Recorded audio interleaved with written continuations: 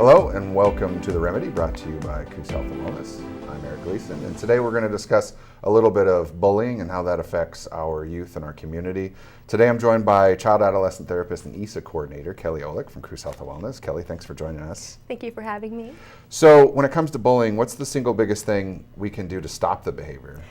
I think honestly doing things like this, just bringing awareness to our community, making sure, especially in schools, that schools are doing what they can to help stop it, whether that's utilizing their school-based therapist, informing the teachers, utilizing mental health first aid, and just being aware of the warning signs and really seeking out to help those individuals.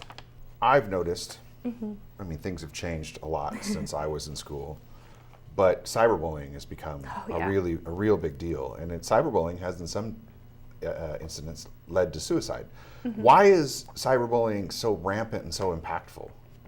I would say the primary reason is just that influx of social media and the different forms and the different platforms, whether it's Facebook, Instagram, Snapchat, various apps, and how these youth put their identity into their social media platforms. And also, it allows for the whole world to see the bullying. It's not just contained in one unit, if you will. When kids go out and bully via social media, everyone sees it. And they can do it anonymously, they can do it in groups, they could do it via phone, via computer, via whatever. Right.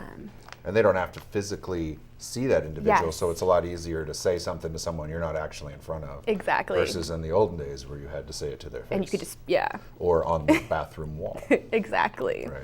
So as parents or educators or just adults in general, what can we do to educate our children about the behavior, either as a victim or as a bully?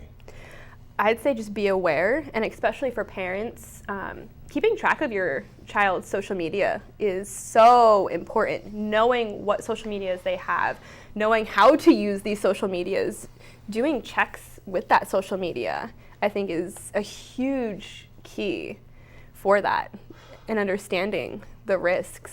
Yeah, and I know that could be difficult for parents because privacy and whatnot. And when you say I want your passwords or I want to see what you're doing, that they can say sure, but that doesn't necessarily mean that they don't have an account over here that they're doing something else on. So it's hard. I think it's harder now with social media and these accounts to be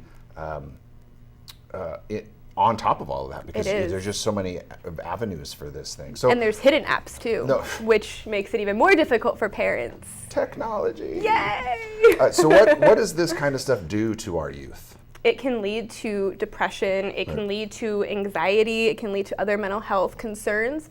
It can also lead to different health complaints, which also in turn can be leading into those various mental health concerns. It can lead to a decrease in their school functioning, their social functioning, family functioning.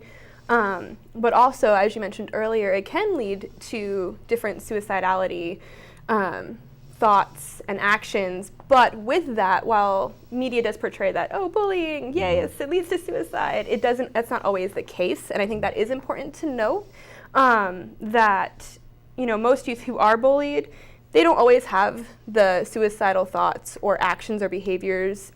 The ones that have the suicidality behind it are the ones that previously had mental health concerns. Okay. Right. Okay. So those are the ones that have PTSD or anxiety or depression, and then the bullying adds in on top of that. And it was that kind of straw that broke the camel's back. Well, if you have any questions, you can contact Coos Health and Wellness at 266-6700 or their crisis line, 266-6800, or stopbullying.gov.